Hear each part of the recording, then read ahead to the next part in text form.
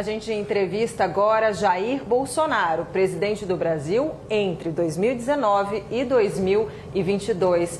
Muito obrigada por me receber aqui na sede do PL, em Brasília. Eu já começo te perguntando sobre a eleição de Donald Trump. O senhor acompanhou os discursos, o senhor tem acompanhado também, acompanhou a campanha, não pôde ir pessoalmente, mas qual a sua avaliação sobre as medidas e falas iniciais do presidente dos Estados Unidos? Primeiro, por 2 anos, eu fui presidente aqui e Trump lá. Tivemos um excelente relacionamento. Muitas medidas, sinalização da nossa parte, como, por exemplo, isentamos de visto o americano para vir para cá como turista. Ele nos deu a condição de grande aliado extra-OTAN, permitindo que as Forças Armadas adquirissem tecnologia e armamento de forma mais rápida e barata. Ele teve um problema lá com etanol, muito longa história, de milho, pediu um socorro nosso, resolvi. Depois tive um problema com aço com ele, resolveu também. E conversamos muito particularmente, né? Uma das conversas que mais acalorada era sobre como resolver a questão da Venezuela. Bem, ficou para trás, pandemia, a não reeleição dele, e depois, agora, torci muito pela eleição dele. Estive por 3 meses nos Estados Unidos, né? De janeiro a março de 23, conversei com muitos brasileiros lá, e já era um clima favorável a ele, no coração desses brasileiros. Torci, graças a Deus ele chegou, e obviamente eu ouvi todos os discursos dele, o primeiro foi o mais importante, e ele realmente já começou a dar sinalizações claras que é o resgate da América do Norte. E uma coisa que ele fala e reverbera para o mundo todo é a questão da liberdade de expressão. Portanto, é verdade que os grandes CEOs das Big Techs, os donos, já estão perfeitamente alinhados com ele. Acho isso excelente para nós. Então, muita sinalização. Por exemplo, uma coisa que, quando ele falou que vai voltar a explorar petróleo, vai voltar a perfurar. Problema para o Brasil, nós exportamos petróleo para os Estados Unidos e importamos diesel. Ou seja, a gente não pode aqui ficar de costa, né, fingindo que não existe a margem equatorial para a gente explorar petróleo, ali próximo do Suriname e da Guiana. Entre outras coisas positivas, né? Ele botou um fim na agenda woke. Eu digo que eu lutava contra essa agenda antes dela existir. Nós somos iguais. Ninguém interessa o que, com a minha vida particular, ou atua, né? Somos iguais. E acaba com essa discriminação. Já mandou cortar verbas para ONGs que mexam aqui no Brasil com as causas identitárias, entre ela a ideologia de gênero. Agora, realmente, né, é um discurso de se colocando no lugar dele, de se orgulhar. Gostaria, obviamente, de muita coisa fazer aqui no Brasil, caso tenha oportunidade, Deus me deu a oportunidade de voltar à presidência. No discurso dele, nos decretos que ele já assinou, ele tem uma agenda muito forte em relação à deportação em massa de imigrantes ilegais. E a gente sabe que tem cerca de 230 mil brasileiros indocumentados nos Estados Unidos. Eu queria te ouvir sobre essa preocupação com as famílias desses brasileiros, com esses brasileiros. Qual que é o posicionamento do senhor? Lá é a casa dele, como aqui é a nossa.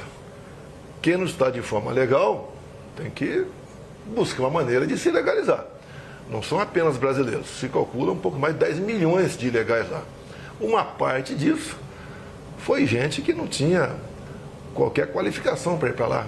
Empurraram para lá muito tipo de gente que frequentava até presídios em outros países.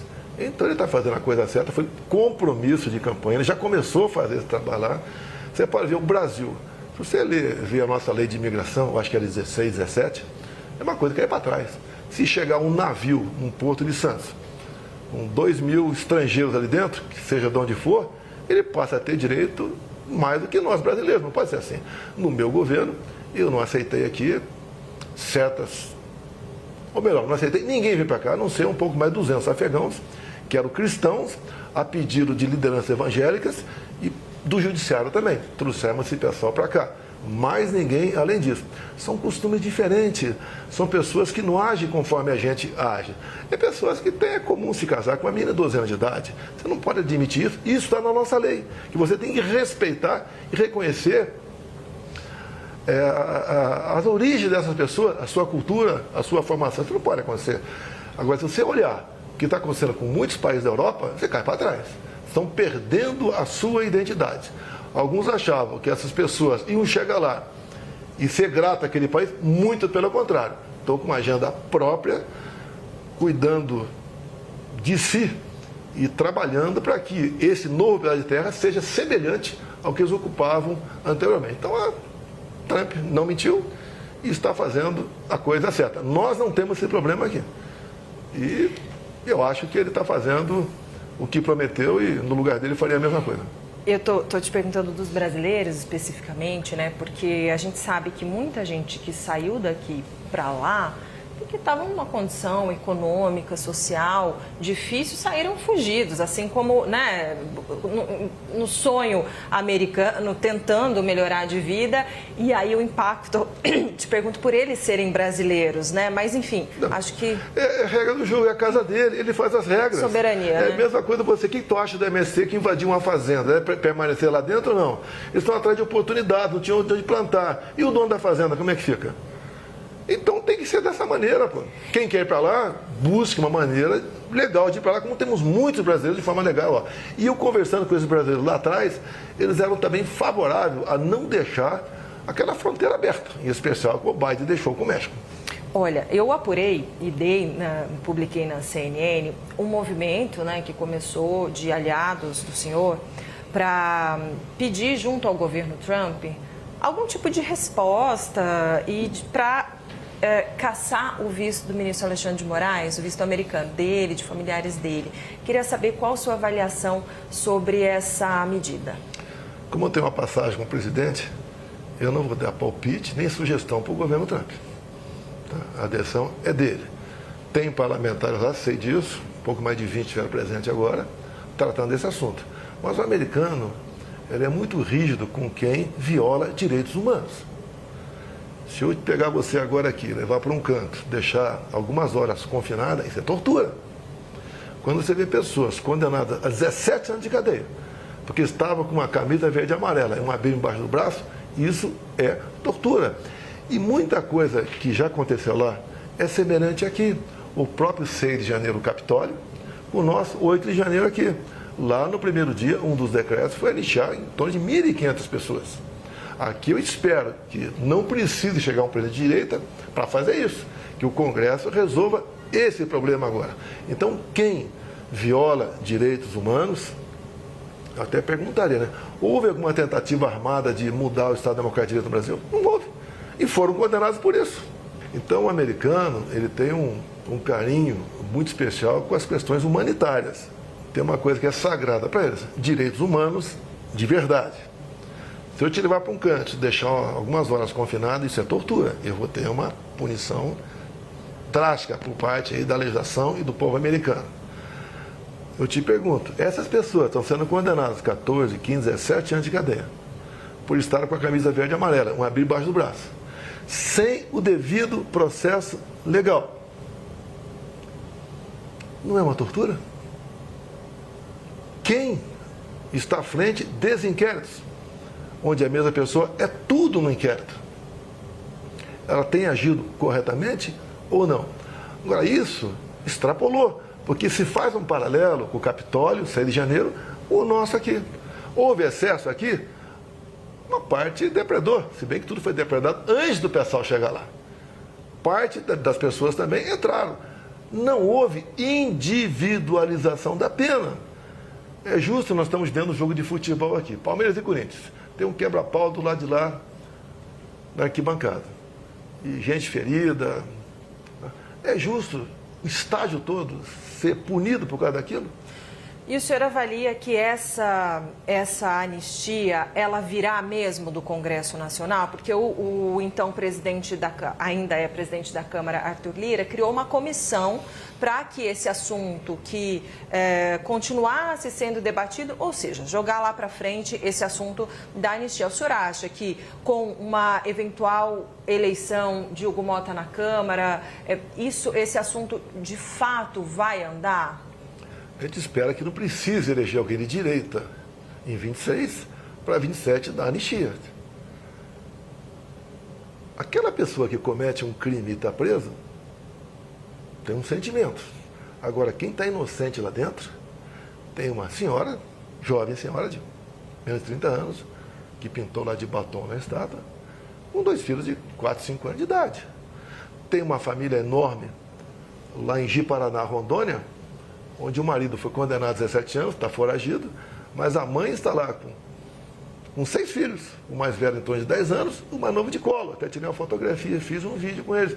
É justo o que está acontecendo? E nós sabemos, né? Na verdade, o que é isso? É uma maneira de buscar eliminar a direita no Brasil.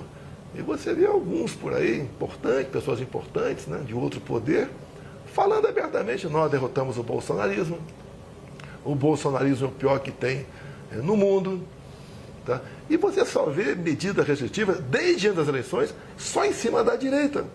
Quando você pega um grupo de empresários, 8, onde um dá um emoji positivo e entra no inquérito, um outro sofre duras sanções, tira uma página de 10 milhões de seguidores do ar para praticar minha campanha. É que parte desse expediente, né, ele foi em outro momento aplicado, menos em relação a redes sociais, porque não era tão ativo, mas o presidente Lula foi preso e dizia que era perseguido pela justiça, dizia que foi preso para impedir que não queriam que ele concorresse. Eu entendo assim esse posicionamento e essa sua indignação. Não estou chorando, não. Eu não sou o Lula, não. Lá tem corrupção.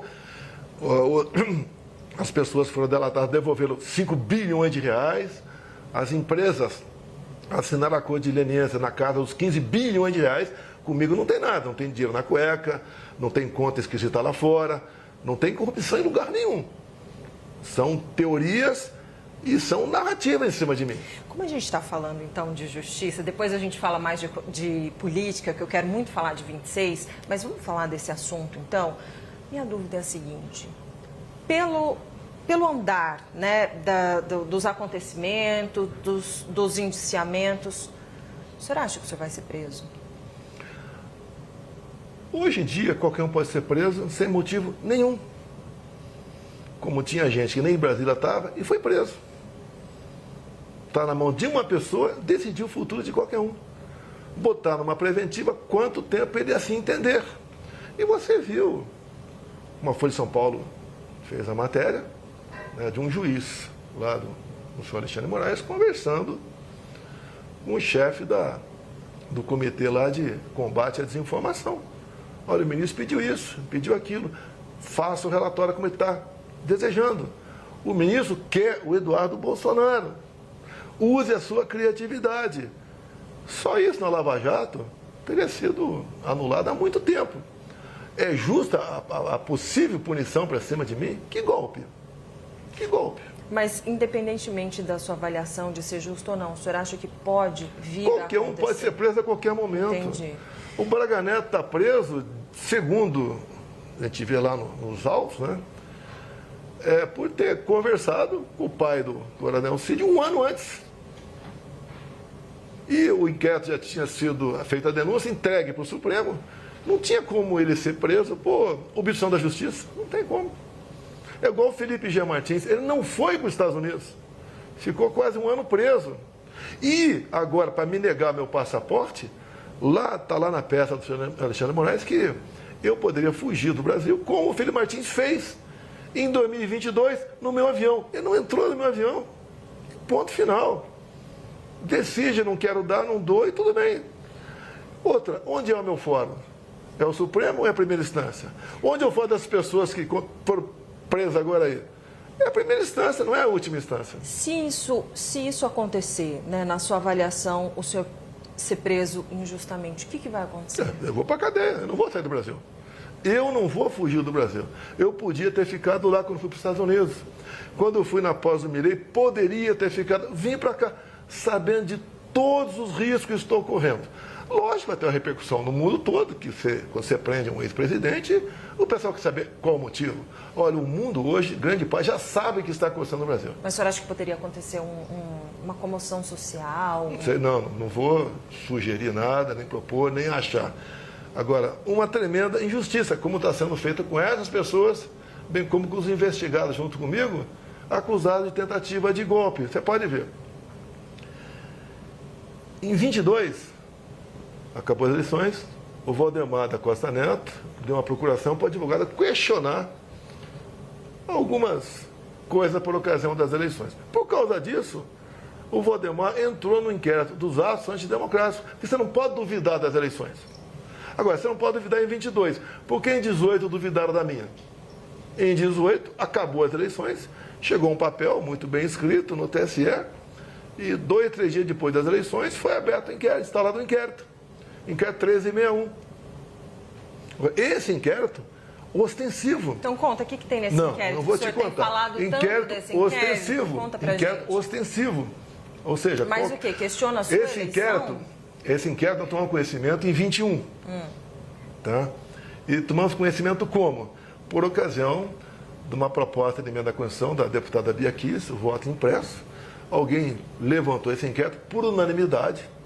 Os parlamentares votaram para ir junto à PF e conseguir esse inquérito. O inquérito chegou.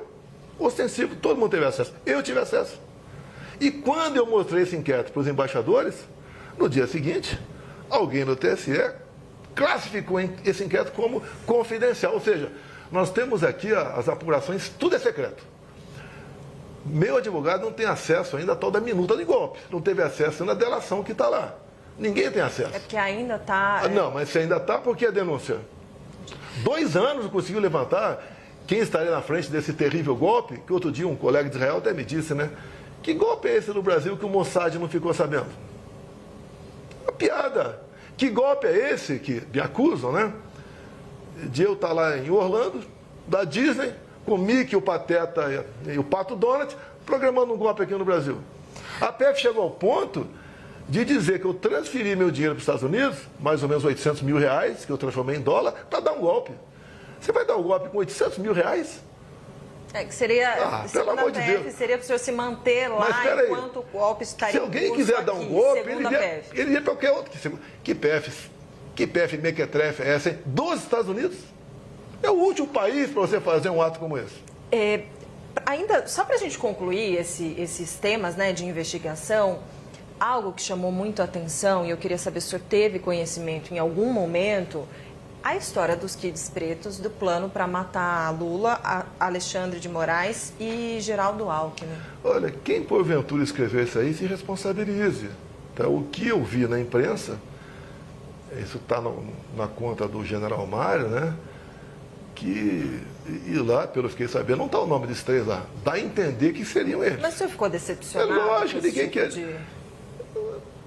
Isso para mim é uma bravata. Uma bravata. Você vai sequestrar e envenenar? Vou te sequestrar e botar um comprimidinho na tua boca? Acontece, pelo amor de Deus. Acontece. Pelo amor já de aconteceu. Deus. Os caras vivem com N seguranças. Sim, mas Um crime impossível. Essa discussão, assim, essa cogitação, né? O senhor fala que sempre jogou nas 4 linhas, etc. Esse tipo de discussão é um pensamento? Falar isso, tudo bem, poderia não concretizar, mas te decepciona? Porque o senhor não pode pessoas com uma certa idade, com a experiência que tem, escrever só umas besteiras dessas. Não tem sem cabimento. Não tem cabimento. Tá? Vamos falar de política? Quero falar sobre... Bom, a gente começou falando sobre Trump, porque eu queria saber o seguinte. Parece que a eleição dele, a vitória dele, agora todo esse movimento, ele deu ainda uma reacendida mais na direita aqui no Brasil. Como o senhor vê esse movimento? Eu acho que no mundo todo, né? O meu filho Eduardo, que me representa realmente, representava e agora me representa também em muitos eventos fora do Brasil, vai retornar. Eu vou conversar com ele para tomar pé do que realmente tem para o Brasil. Eu acho que de imediato nós aqui vamos conseguir a liberdade de expressão de verdade. O Trump mesmo diz... De que maneira ele mas pode as Big Techs não vão ter mais chegadores. Tá? Vão ser notas da comunidade. Aqui mesmo, tá? Que aconteceu com o X, até durante as minhas eleições. O TSE determinava que essas Big Techs aí cancelassem, né? Desmonetizassem páginas, derrubassem as páginas. Isso não vai acontecer mais. Até essa própria reunião ontem aqui na AGU. Da AGU, os caras não foram, pô. Você está ignorando, pô. A gente vai fazer o quê? Vai fazer o que fizeram com o X, 30 dias afastado? Vamos fazer com essas plataformas todas? Tirar o WhatsApp Como é que fica o Brasil? Como é que fica o Brasil? Tá, vamos voltar à idade da pedra? Vai ser sinal de fumaça, tambor?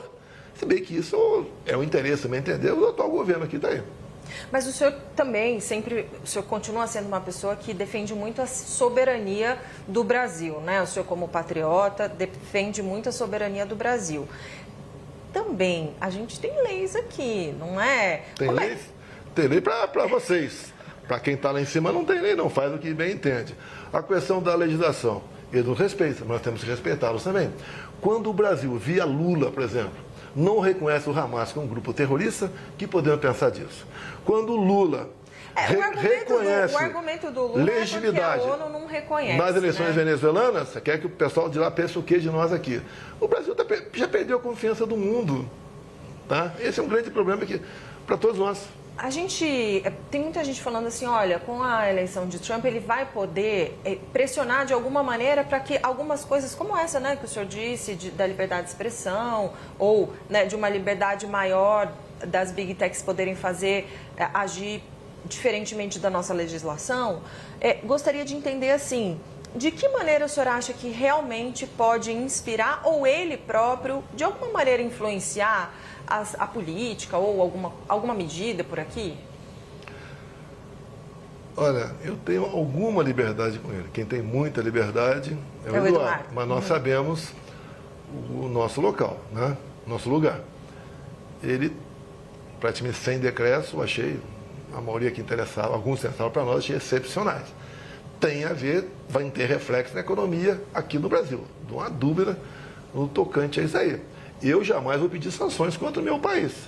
Mas, se o governo aqui não mudar, se aqui o lawfare não deixar de existir, vai ter problema aqui dentro. Pode ter certeza disso.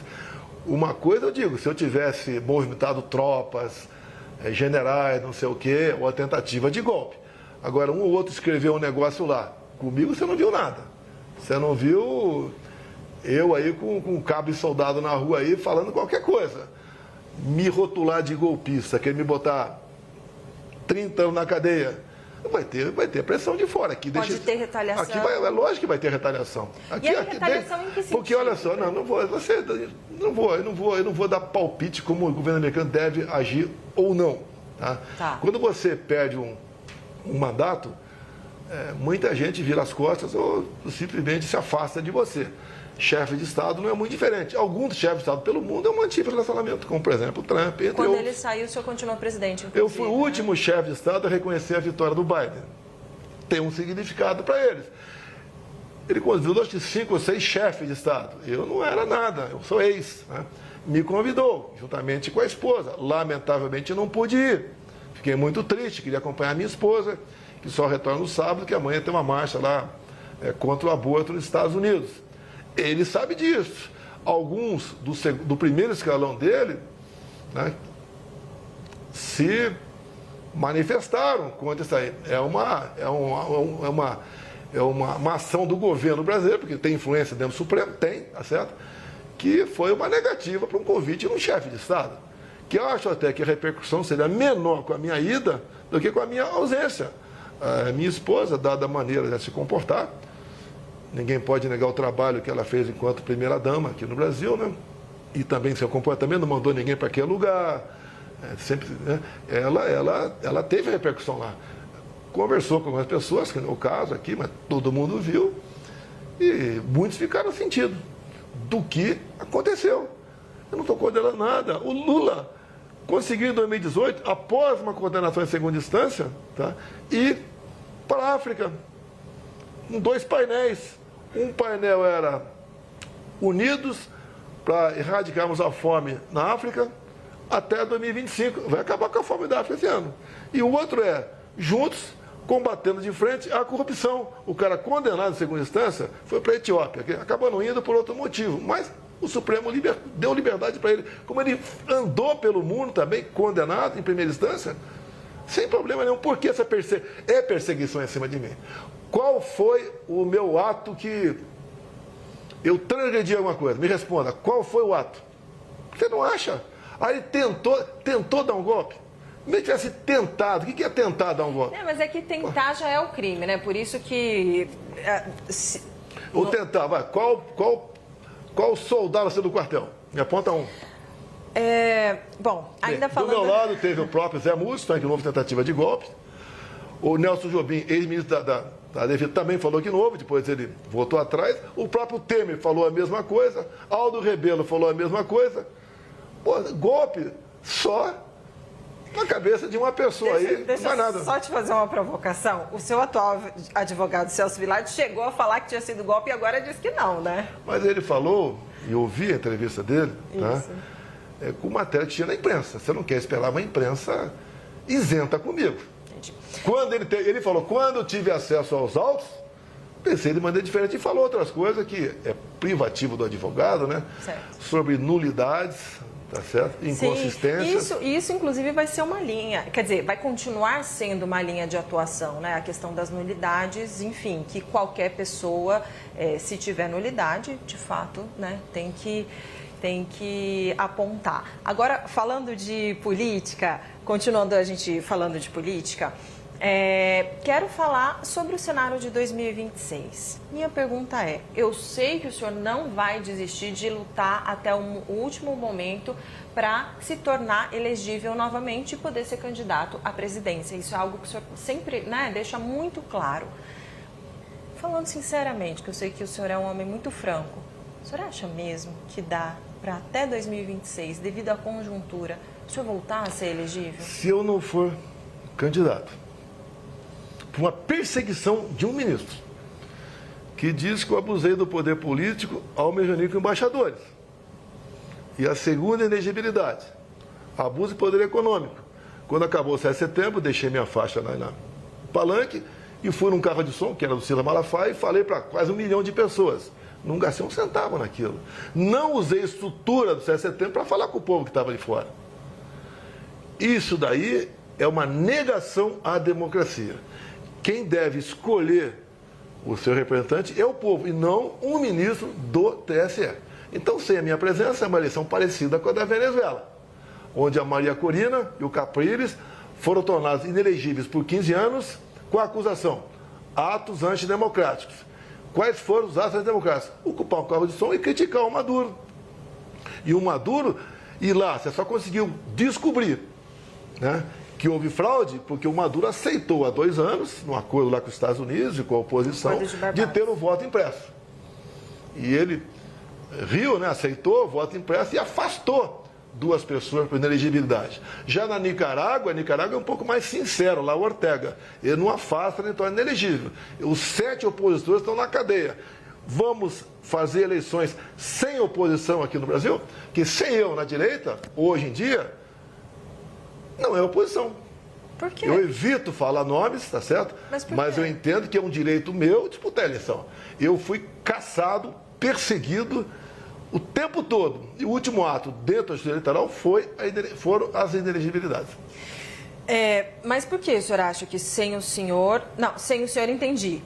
Não seria democrático. Mas por que sem o senhor não tem oposição? O senhor não acha que outras lideranças da direita ou figuras da direita também podem representar a oposição? Cita os nomes. O senhor quer que cite? Vai citando. Tá, vamos lá. Tarcísio de Freitas. Representaria a direita? É um excelente gestor, ninguém nega isso aí. Você tem que conversar com o povo, né? O que acha dele. Se ele está maduro para representar a direita ou não. Ronaldo Caiado. É um estado com pequena densidade eleitoral. Ele é muito bem avaliado lá, mas não sai de lá. Qualquer saída fora dele, né? Não tem aceitação, não tem nome. Romeu Zema. Bom administrador também, mas, no meu entender, conhecido mais em Minas Gerais ainda. Se você escolhe o estado do Nordeste, quiser ir comigo lá, você escolhe, a gente vai, você vai ver como o povo me trata. Pablo Marçal. Eu evito conversar sobre esse cara. Por quê? O cara está fora do baralho, não conversa com esse cara. Não. As medidas dele, eu não gosto do Boulos, mas aquele negócio do atestado falso, essa fake dele agora de conversar com o Trump e tinha sido um tempo atrás. Então você tem que ter autenticidade, transmitir realmente confiança à população. Então eu não vou discutir o Paulo Marçal, deixa ele para lá. Eu acolhi um tempo atrás, conversei com ele, ele saiu daqui eu conversei fora com ele, chegou na Câmara, mostrou a medalha, que tinha dado a medalha para ele, que eu estivesse apoiando ele para a Prefeitura de São Paulo. Não dá para conversar com uma pessoa que conversa contigo aqui, lá fora fala outra completamente diferente, né? Tem um baita do potencial, mas ele tem que se controlar. Não está confiável. Depende, pergunta para o povão aí. Não... Gustavo Lima. Conversei com ele um tempo atrás, no dia seguinte, ele viria ao Senado, no dia seguinte apareceu a candidatura dele para a presidência. Eu tirei o pé. Você precisa, né? Ele tem idade e tem popularidade. Tá? Do resto, a gente não conhece. Eu não conheço o resto dele. Então, vocês poderiam entrevistá-lo, né? Para saber do que ele pensa, o que ele pode fazer. É um nome, no meu entender, um excelente nome para o Senado, no meu entender. Para a presidência, não sei se está maduro para isso ainda. Ratinho Júnior. Me dou muito bem com ele. Tá? Pode ser um nome. Tá? Pode ser um nome para a direita, pode ser, mas me dou muito bem com ele, um bom gestor também. Mas eu digo, eu não trato desse assunto com ninguém. Até eu falei demais para você aqui, tá? Tem só mais 2 nomes que eu quero pedir. Tá. Vai, você falou que eu podia pedir, então eu vou pedir mais 2 nomes. Um nome interessante, Flávio Bolsonaro. Olha, nasceu em 1981, né? Tá com 44 anos, se não me engano, acho que é essa conta aqui. Um excelente nome, preparado, tá? Tem uma experiência, um bom articulador, é um baita do nome. Não é porque é meu filho, assim como o Eduardo também é uma pessoa madura, tá? Tem um vasto conhecimento de mundo, inclusive. Podem ser opções, o Flávio, o Eduardo, pode ser. Sim. Michele Bolsonaro. Aí eu converso com ela quando ela voltar, agora cheia de saudades, né? Está voltando nos Estados Unidos, eu converso com ela. Eu sei que quando você faz pesquisa, eu vi na Paraná pesquisa, ela está sempre um pouquinho, quase a mais de erro com o Lula. Esse evento lá fora vai dar uma popularidade enorme para ela, tá? Aí eu tenho que conversar com ela, o que eu tenho conversado com ela, somos casados, né? Cada um tem sua vida. Não, você casou, você tem que dividir tudo, né? O mingau ou a falta de alguma coisa, tudo, tá? Então não tenho problema nenhum, estou 17 anos casado com ela, seria também um bom nome, tá certo? Com chance de chegar. Obviamente, ela me colocando como ministro-chefe da Casa Civil, pode ser. O senhor seria ministro da Casa Civil? Dela seria qualquer coisa, que ela mandasse ser, eu seria. É interessante. Bom, vamos lá. Em que momento o senhor, enfim, já tem uma estrada política, sei, né, a presidência também o amadureceu muito a entender a política sob uma outra perspectiva, né? Não só a perspectiva combativa que o senhor sempre teve, mas também uma outra política de diálogo, de articulação, de alianças com outros partidos, etc, etc. Minha pergunta é, qual é o momento certo para pensar em lançar um candidato da direita ungido pelo senhor? Só os 48 do segundo tempo. Eu vejo de vez em quando, vejo matéria da imprensa, né? Podia estar articulando, eu estou impedindo. Olha, eu não estou impedindo ninguém. Quem quiser lançar candidato, fique à vontade. Eu digo uma coisa, se o João quer vir candidato, tá? Imagine ele se tornar inelegível assim como eu fui. Injustiça. Eu não tenho crime. Eu peguei o Brasil, o Temer deu uma arrumadinha no Brasil e nós resolvemos a economia mesmo com a pandemia, mesmo com a guerra. Fizemos coisa demais. Até o Bolsa Família, que era de 190, passamos para 600. Levamos água para o Nordeste. Você, em 2010, levava 100 dias para abrir uma empresa. Comigo, menos de 24 horas. Nós criamos o PIX, deu-se clima toda, foi no meu governo o PIX, depois do auxílio emergencial. Você não viu o caos do nosso governo, apesar da política do fica em casa, a economia te vê depois. Foi um bom governo ou não foi? Você nunca viu um time de ministros como o meu.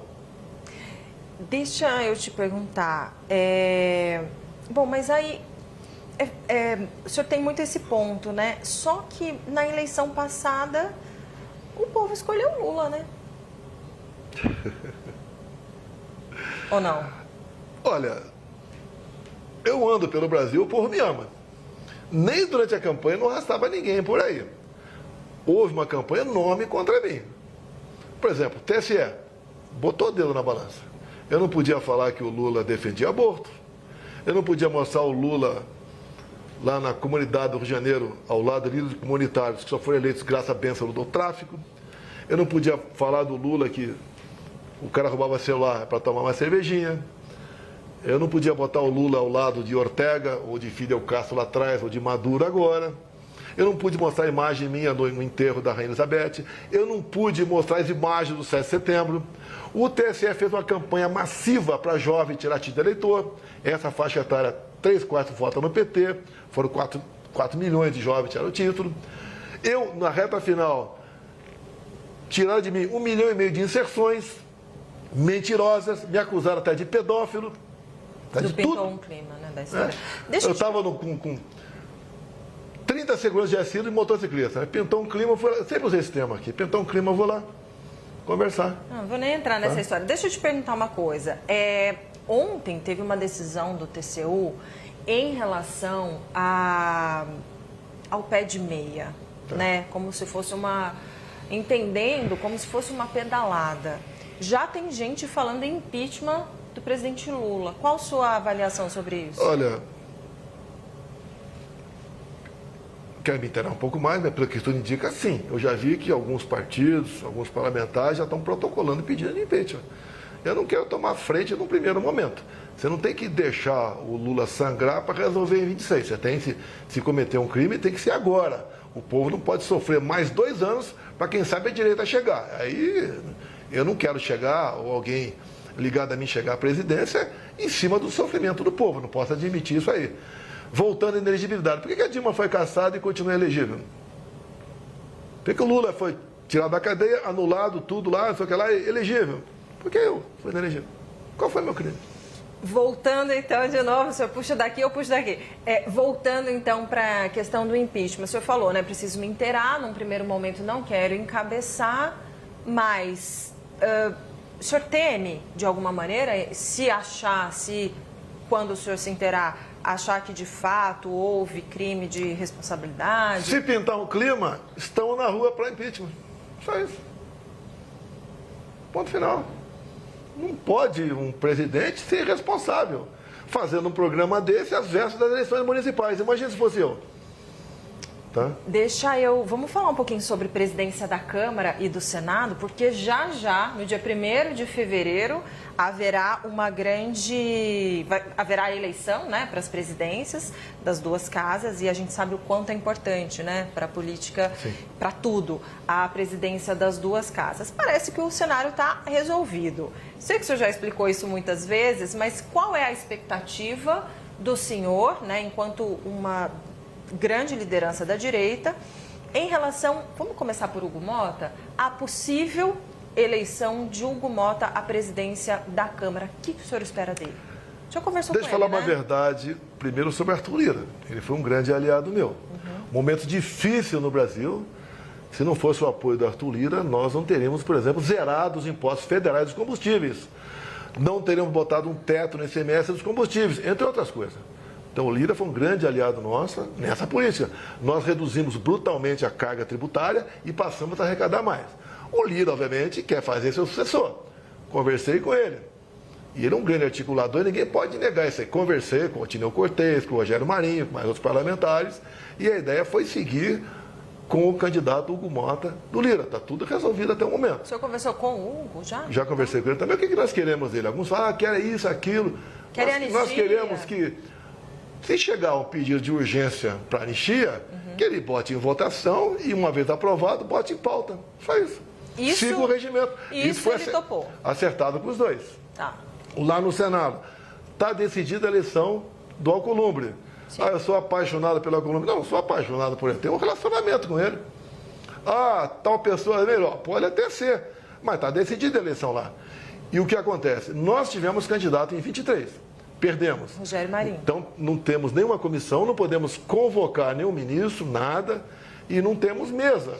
Se nós repetirmos aqui essa tentativa, vão ficar mais 2 anos como zumbis dentro da Câmara. E mais ainda, quando você não pega um cargo na mesa, não, a vice-presidência, a secretaria, outro partido vai pegar, vai se fortalecer contra a gente.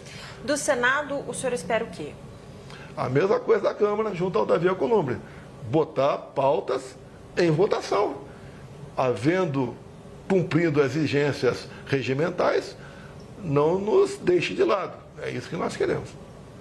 Olha, eu quero te agradecer imensamente por esse papo. Acho que passamos por vários assuntos, né? Te agradecer. Só uma última pergunta. Quero saber da sua saúde, como é que tá?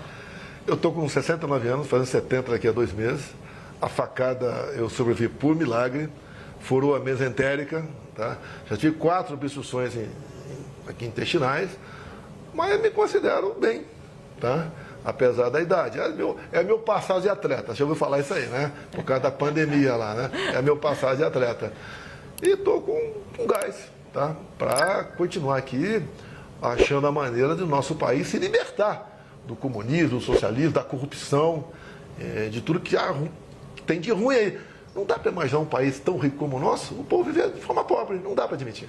Tem que mudar isso aí. Obviamente, eu sei que é muito difícil, mas se eu conseguir voltar a ser elegível, eu me elejo.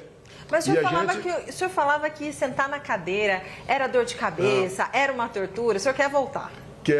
Pretendo, porque eu não tenho obsessão pelo poder, eu tenho uma paixão pelo meu Brasil. E sei como fazer a coisa melhor agora, o que eu acho que poucos fariam ou teriam a coragem de fazer.